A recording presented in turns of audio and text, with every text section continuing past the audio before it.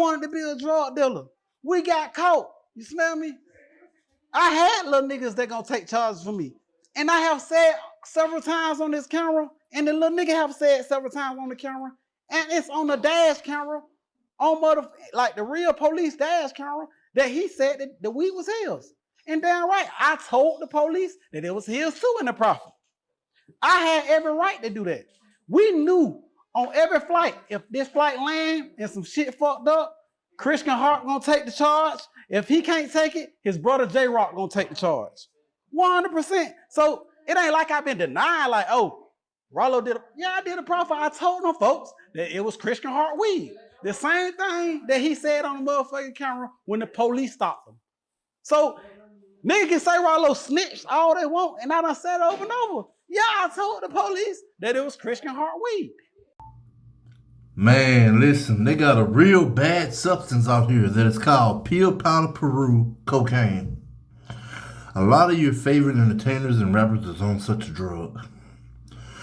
When you hear rappers say things like, either I gotta make it, or either I'ma start a war. Because everybody respect one thing, they respect war. Notice when any jailhouse reject start talking online,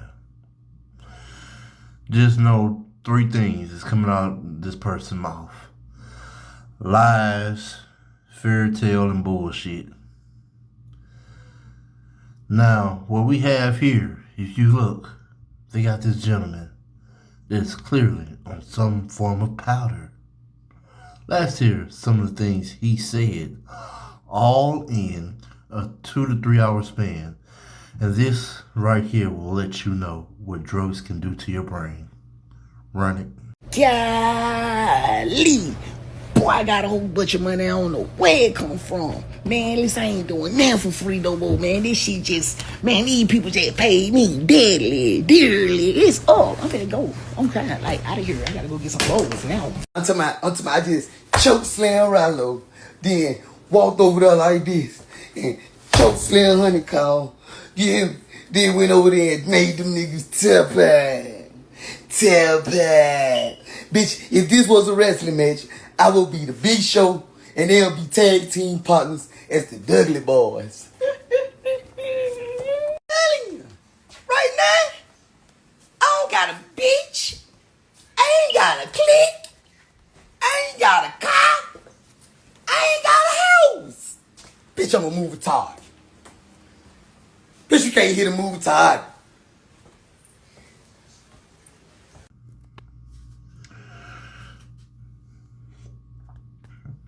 We're back.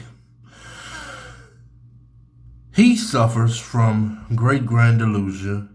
What we know about him is, we know that he was part of this big drug operation out of ATL, which is better known as Ratlanta, running with some guy by the name of Ralo, aka Family, with Fam Goon, aka he's run Pakistan. He is now a big time converted Muslim turned businessman that was once considered a drug kingpin.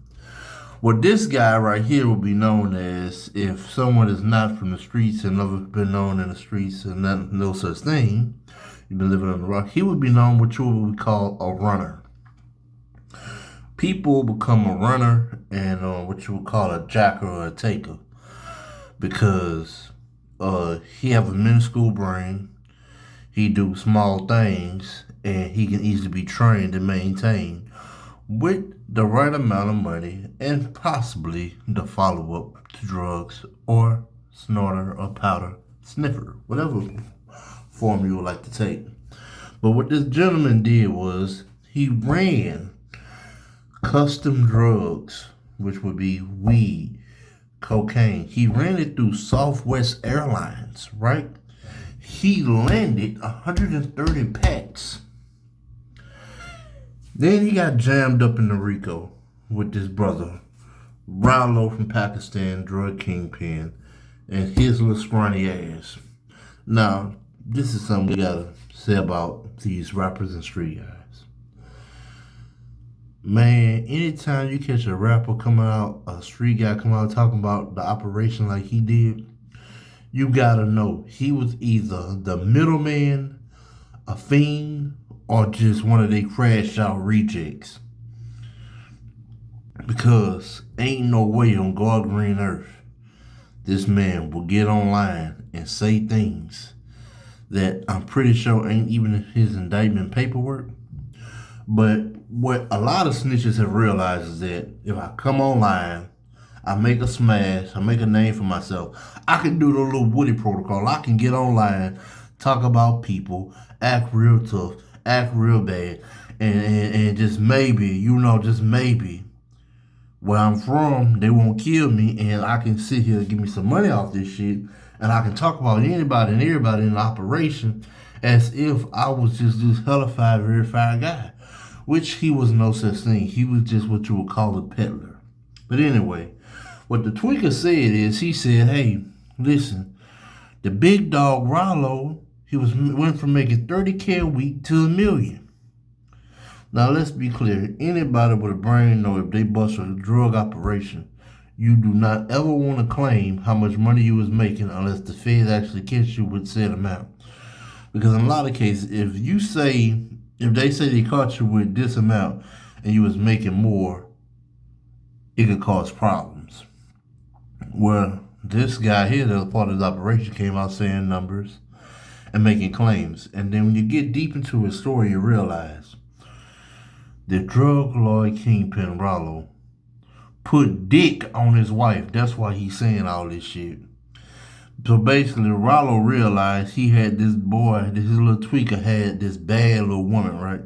So he was shooting the cash, he was spending money on her, he was sending the places. While the dude going to make these runs for him, right? Landing these big packages that making him $1 million a week, sometimes $30K a week, right?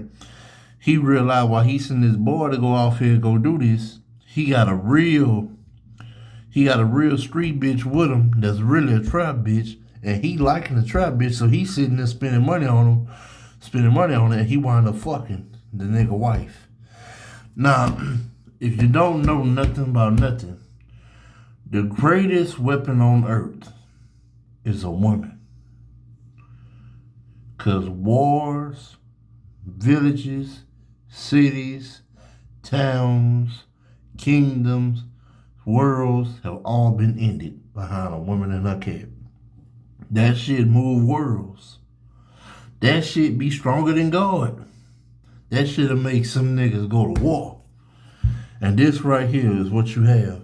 Is a man found out his woman was taking pole from the big dog Connect. The big dog that had him running making packs. So now, since he heard that his baby mama, his wife taking his dick from this other nigga and playing in his face, and he was just a runner. So he shows that he was jealous that the big dog paid people to be his fall guy in a drug operation. So that means he can say, hey, this person drugs. He can say that because he already was paying them to take falls in his for the organization. Where the little tweaker, he is just a middleman. He ain't nobody in this project. He don't got fall guys. So when he get jammed up, he got to do his time. But anybody that understands anything, and this is how you know a lot of people that's judging this Ralo guy by the shit that he's saying, the cartels do the same thing. If they get caught and put up on cases, a lot of times they got somebody that is the fall guy for them that already been receiving drugs, money, and been getting taken care of. They already got somebody like that. He just did it on a black level, and in a lot of these people's minds, they ain't never been in those streets, they ain't never killed nothing, let nothing die. They believe all the big time dogs gonna take their fall and do their jail time. Yes, that's the case when y'all organization ain't that big, but if this man had $1 million operation, why wouldn't he have some fall guys by him? That's how a lot of these guys were staying free if they got caught up on big murder cases, on big cases, because they knew somebody in the organization would do the time and get taken care of for doing it. He just did it the black way, and they're not understanding, used to mafia and cartel protocols, which they happen a lot in those cases. they got somebody to take them cases unless they just come get the big dog and they just knock them off the map. They just want the head. But anyway, what you have here is a jealous tweaker.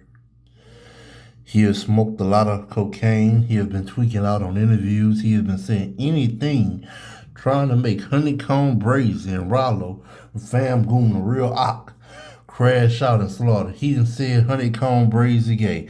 He done said Ralo sit here fucked his wife. He said, Hey y'all, who this is? Hey y'all, who this is? I had to make it juicy for him. What you expecting me to do? They caught me on the plane. Everybody make a profit. Man, run his ass up, hard left, over there, crack his head. Ralo ain't had no real shooters. He done said all this there. But one thing I can say about Rat Atlanta, they got a lot of shit going on. They got a lot of bitch ass niggas and all that there.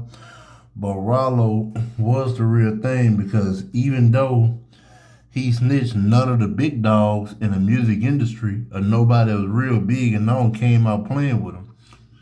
That's how you know a nigga got weight, because Lil Baby, 21 Savage, Young Thug, all these guys will love to come out and say, oh, this nigga bitch ass nigga, this nigga that. They ain't saying all that because they already know that nigga Ralo can still get people killed out there, man. They're a big dog in the rap game. They ain't a big dog in the streets. His name still hold weight. But we're going to put in some snippets from Tweaker's Geographic, which you will see this little nigga say a lot of shit.